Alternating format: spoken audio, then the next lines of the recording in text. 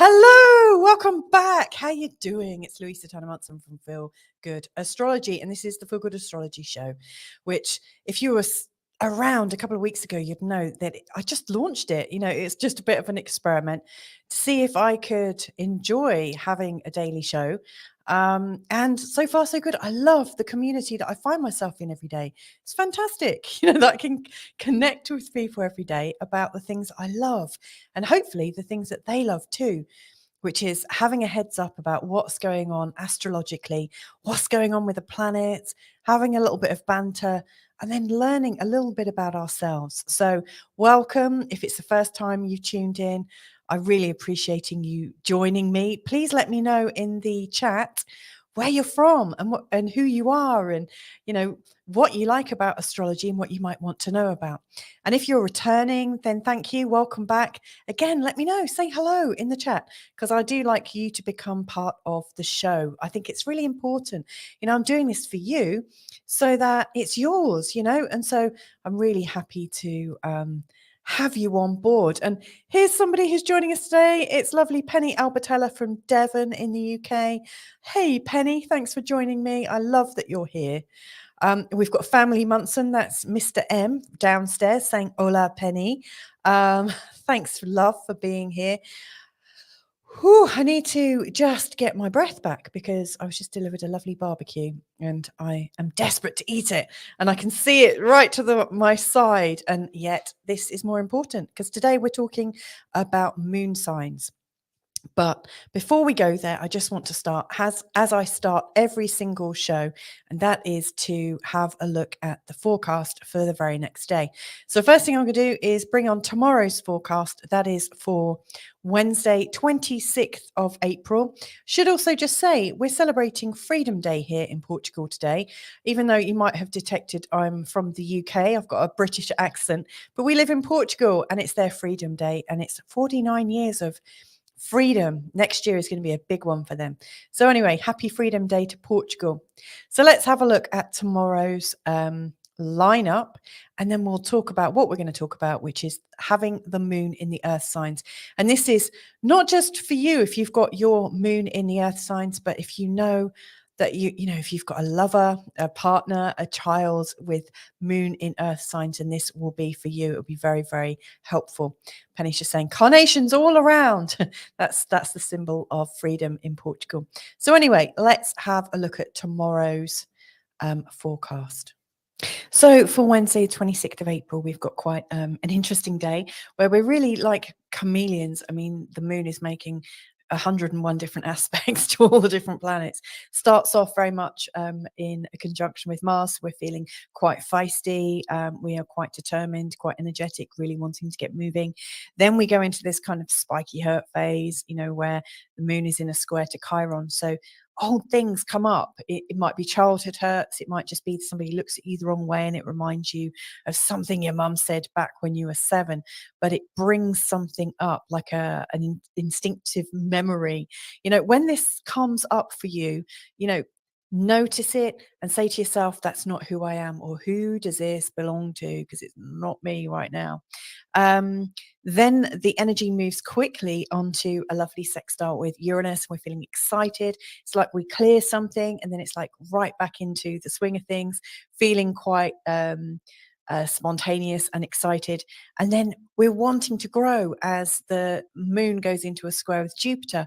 Now it's all very well and good, and yet we can't always grow in that moment. And so it also feels like there's a little bit of frustration.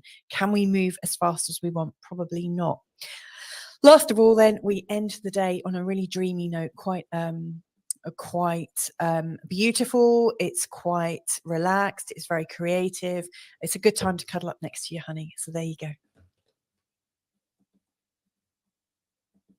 How lovely. What a lovely little forecast that was. Cuddling up next to your honey. That's very much about a kind of earth sign moon.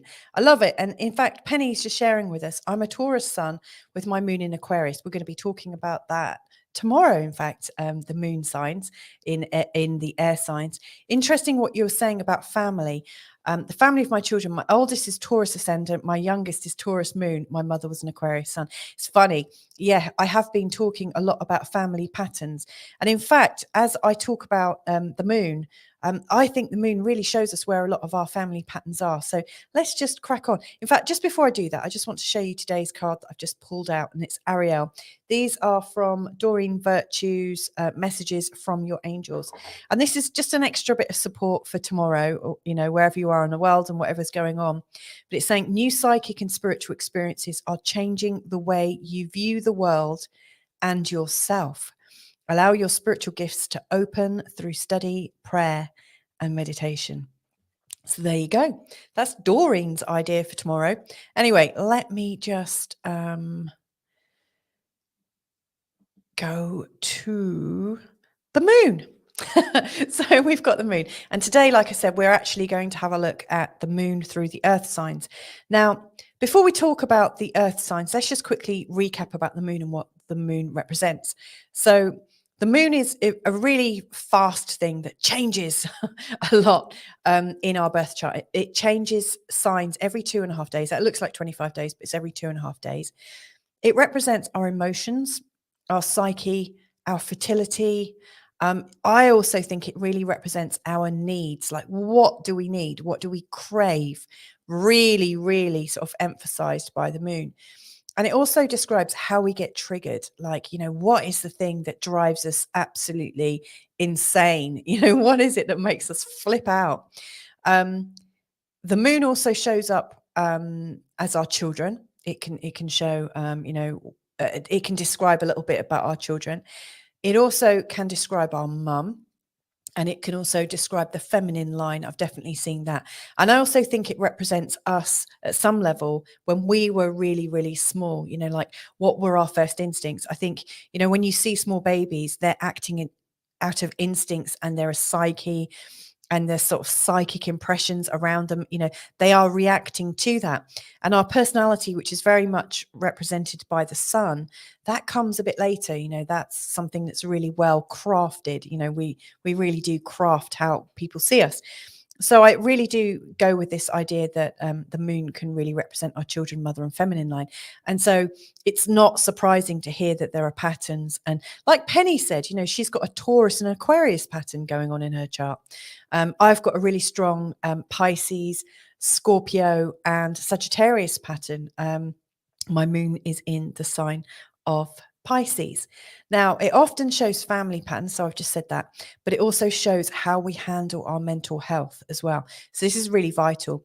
And given that the moon changes signs every 2.5 days, it also changes a little bit about what's going on in the world. So for instance, it will set the scene for a couple of days, and you'll notice that sort of feeling of wherever the moon is, that's the kind of energy we're feeling. And then a couple of days later, there's a kind of new reset. And so, you know, over the space of a month, you'll go through all the signs of the zodiac. And every 7 days, there'll be a bit of a crisis point. There's a bit of a turning point. Are we at the new moon where everything is starting to grow in the waxing phase? Then we get to like a point in the road where all of a sudden it's bigger than it being smaller, and it's still growing. We're going into a new moon phase, like a different moon phase. Then we've got the big old full moon, and then in between the full moon and the new moon again, as it's returning, we get to another midpoint. And each of these, every 7 days, there's a crisis point. So according to where the moon is in your chart, you may well find that, like when the moon is in the sign it was in at your birth, that is quite a sensitive time. And 7 days thereafter, 14 days thereafter, 21 days after, they are all these sort of slightly difficult points for you. And they might be different for other people based on their moon signs. So anyway, there's lots going on. I also think it's important to talk about earth, like the element of earth. Oh yeah, and in fact, we've got this great question here from Richard Laws. Is there a gardening connection? Damn right there is. Yeah, if you like planting, I absolutely recommend that you plant in the waxing phase, which is from the new moon to the full moon. I wouldn't plant on the day of the new moon. Give it a day or two to get into its growth phase. But plants tend to grow, or seeds tend to sprout more readily when you sow them in the waxing phase. And that's been studied by gardeners, but also by biodynamic gardeners. Gardeners that follow a lot of organic practices. Maybe they're following the dictates of, maybe dictates is a bit strong, but the advice of Rudolf Steiner. There's a lot going on. There's a lot of research that's been occurring for decades. One thing that has been identified is the kind of thing that you're growing. So, for instance, I think if you're wanting to grow something for seeds, then you're much better off growing it in a fire sign moon in the waxing phase.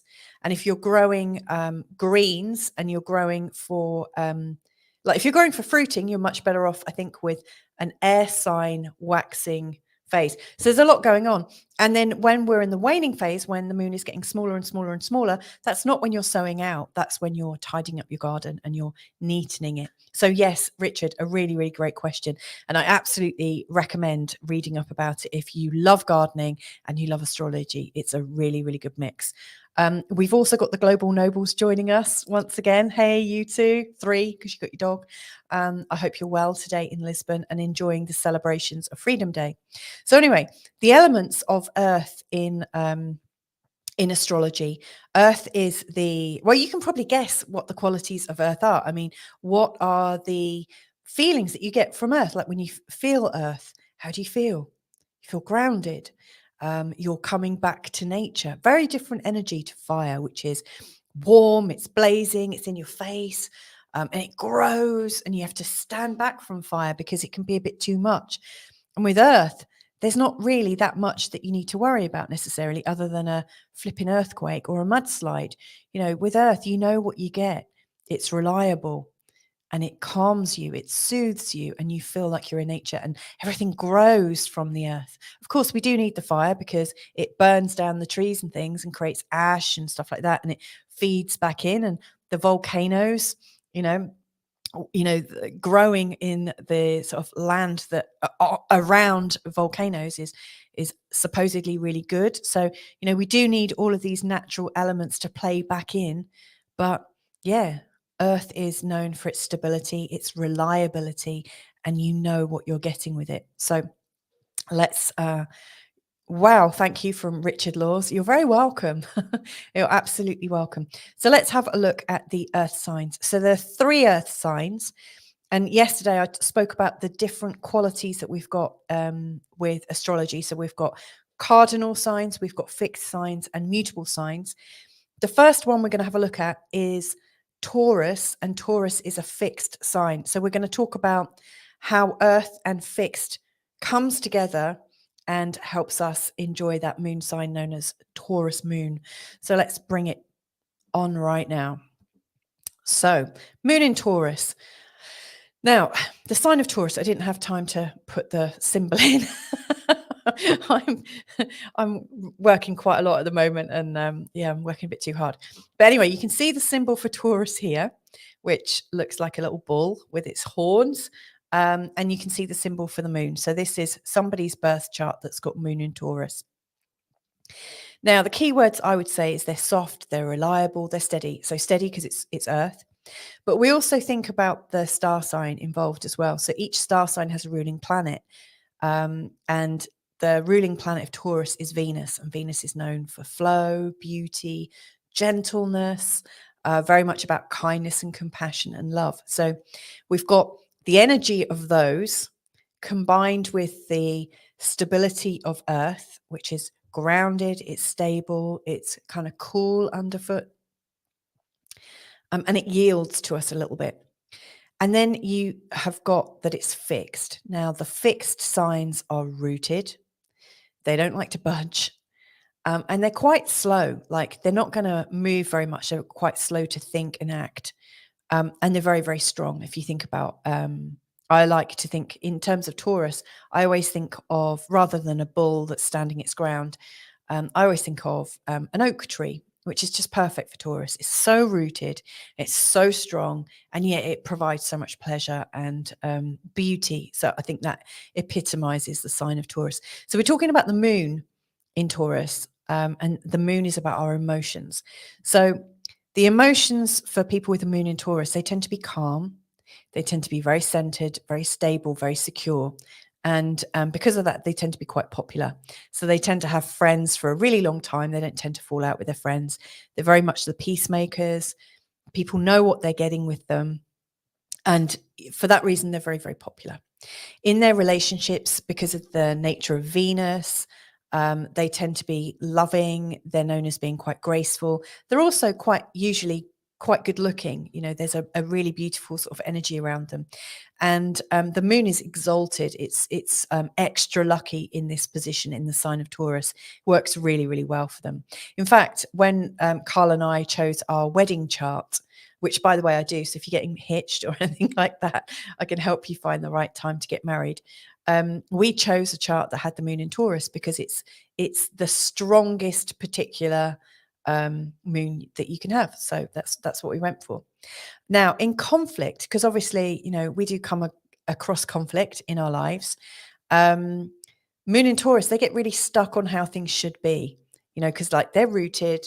Yes, they're grounded. So they're not prone to huge emotions that come up from nowhere. They tend to be calm and centered, and they cannot work out beyond their position.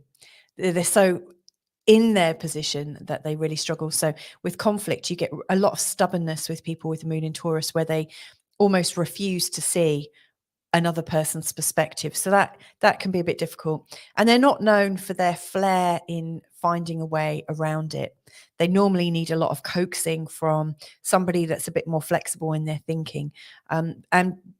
And that's, I think, because they're a little bit slow to think and act. It's not to say they're not smart. They're very smart and they're really good at managing their money and things, but they are a bit slow to act in terms of their emotions. Their instincts aren't so reactive as they might be. Now, if we cast our memory back just a day when we were talking about the moon in Aries, for instance, where we've got this very determined and individualistic fire, you've got people that are really quick to act and very almost defensive. They're like, you feel their energy. Whereas with moon in Taurus people, what you get is this almost like very slow, calm being. Now, in terms of health, they are really good at resting. So out of all the moon signs, moon in Taurus, they know when they've done too much and they rest. And, some people might think they could apply themselves a bit more. They are a little bit too much into their resting than they are in doing. But, they have these healthy habits. They're ruled by Venus as well. Taurus is ruled by Venus. So they tend to like to be good looking. They tend to like to be, comfortable and luxurious. So they're unlikely to bust too much of a gut over something. They want to be comfortable. Comfort is very important to them. They'll probably also be found in nice clothes, looking great, and they're quite habitual. So because of their love of habit, they're more likely to stay healthy. They've got quite good boundaries there. So there you go. That's a little bit about moon in Taurus. And I wonder if anyone's got anything that they want to comment on. Newbinette is, where is that guy? Oh, you mean the calm, steady person? Yeah. But you know what, Newbinette, with your really bright and breezy chart, you might actually find somebody like that a little bit too comfortable. And they won't like you moving around so much. They will want somebody that is quite respectful of their need for security and stability. So you may well turn each other off a little bit. You'll probably be fascinated with each other, but it could get a little bit boring for you. Penny Albertella, this sounds like Henry. I have to look at Henry's chart. I can't remember where Henry's moon sign is. And we've got Gillian saying, hello from Scotland. So let's have a look at the next moon. And our next Earth moon is a moon in Virgo. Again, I didn't put the logo on. However, you can see the sign for the symbol for Virgo here, which looks like an M that's crossing its legs, which is really quite handy, actually. You've got two symbols. One of them has got a bit of a sting in its tail. That's Scorpio. And it looks a little bit sexy. You know, it looks like he's alert and ready to thrust inside some, you know, some is somewhere where he can get his rocks off. And then Virgo here, which is also known as Virgo the Virgin, it's, you know, crossing its legs, all sort of virginal, all sort of, oh, leave me alone. I need to protect myself. So it's interesting, those two symbols. But you can see the moon here. There we go. There's the moon, and there is an astrology. So the keywords, I didn't put those in, but I would say the keywords about Virgo is they're a mutable sign. That's the first thing to recognize. And that is that they are, they're aware of change and the need for things to be new and exciting and things in the way that mutable signs do. But they're an earth sign and they are ultimately wanting to be stable. So how do people that are aware of change get stable?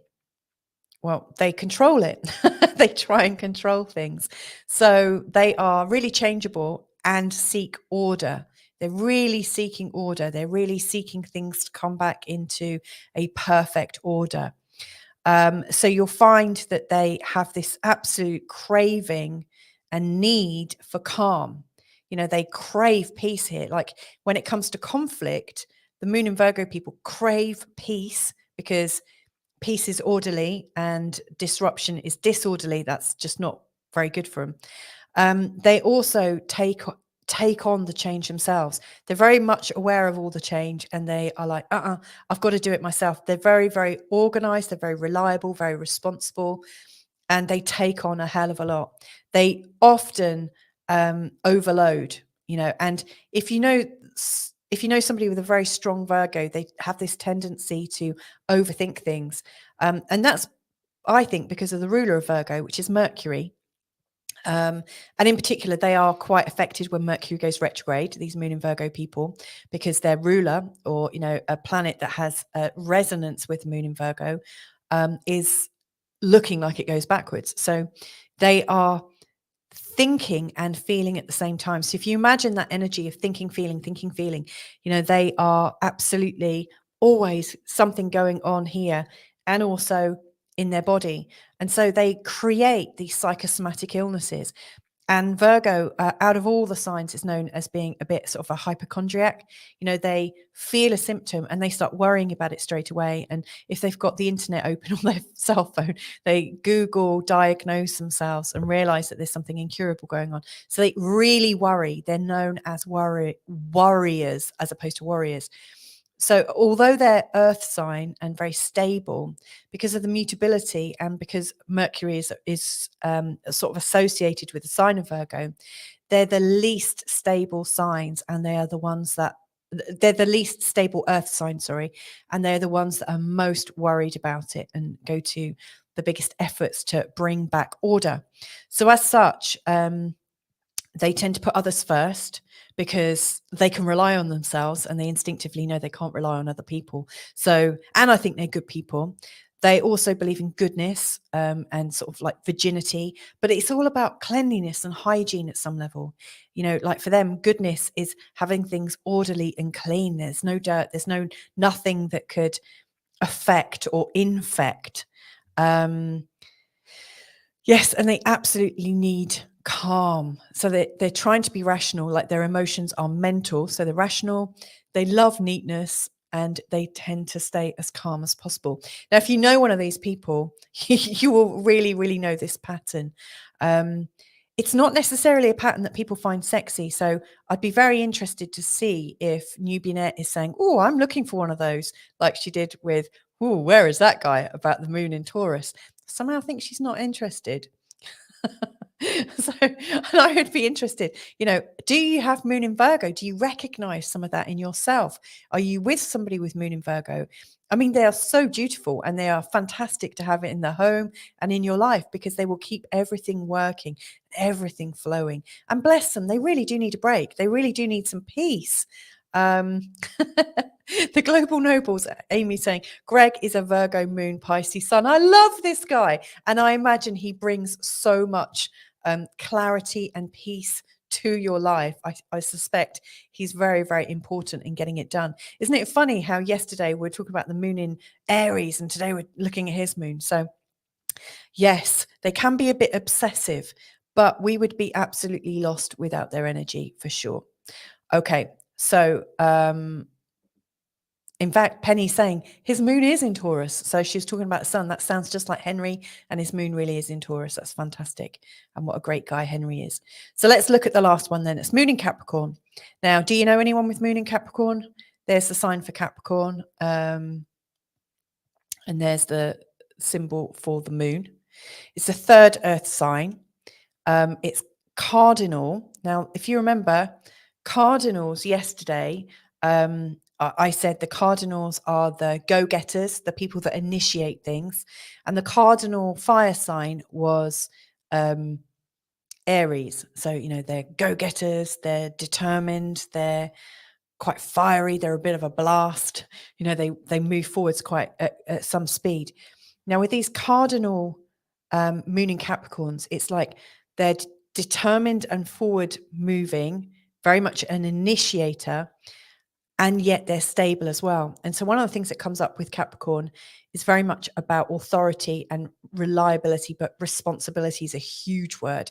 Now, Capricorn as a sign is ruled by Saturn, and Saturn is like the elder planet. You know, it's the planet of what's that phrase I used to use in business training? I can't remember. Oh, it'll come back to me anyway. No, it's gone. It's kind of about like being a bit stale, you know, like the old idea of business that, you know, it was this old grey suit, this old kind of hackneyed old handshake, very stable, very rigid, smells of coffee, a bit cold, not necessarily dynamic. And that's really unfair to Moon and Capricorn people because I know loads and I love them. But that's just a sort of image of like the old idea of Capricorn reliability. It can be seen as a bit boring. And that's really unfair because actually without their initiation and without that energy, a lot of things just wouldn't get done. You know, Capricorns, out of all of the signs, they're able to delay gratification in a way that anyone with a fiery moon just struggles with, and watery moons they struggle with as well. So like the moon and Capricorn people are very industrious and very able to put off what you want right now for what you really want in the future. So yeah, very authoritative, very much leaders. Emotionally, they're very practical. So they're not really likely to like if they were buying you a gift, they would buy you something that's going to last, that would be in style for a long time, that was classy, that was possibly status driven. So it might be expensive. You know, they are quite status driven, and they're very respectful. So they would never buy you a piece of jewelry that was gaudy or overly romantic or a bit too big. They would buy something really classic in just the right like frame for you.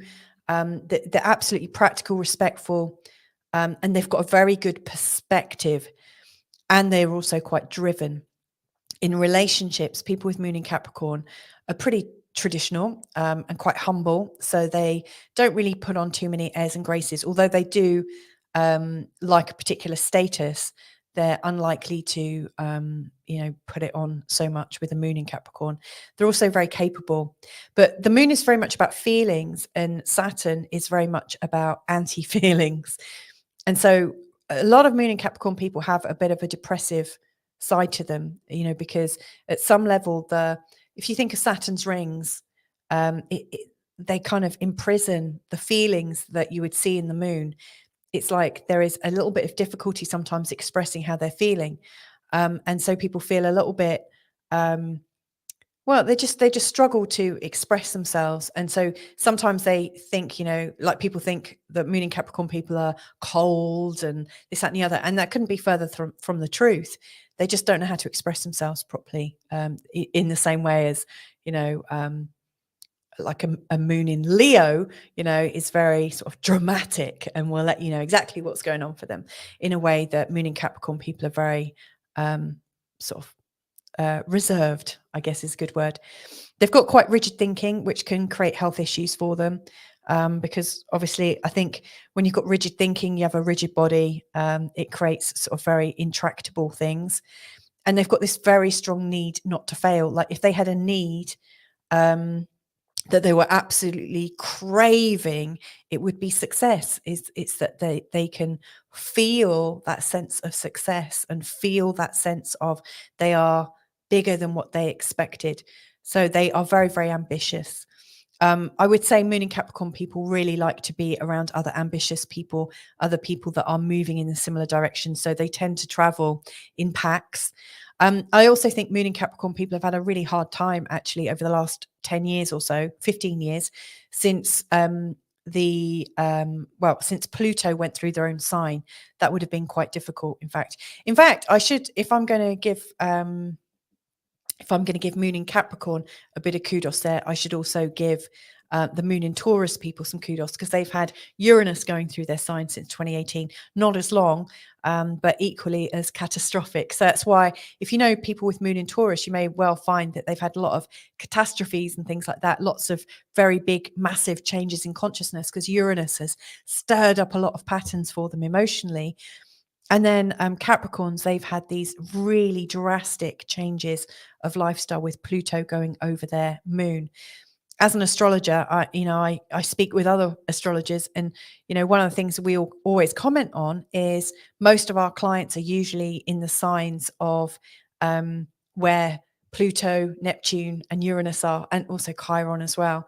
So, where these slow moving planets are creating problems for us, we'll find their moon signs, their sun signs, and their ascendants almost without fail. So anyway, there you go. That's the 3 earth signs, the 3 moon earth signs, and we've got the forecast for tomorrow. And if you remember, we've got today's card, which is new psychic and spiritual experiences are changing the way you view the world and yourself.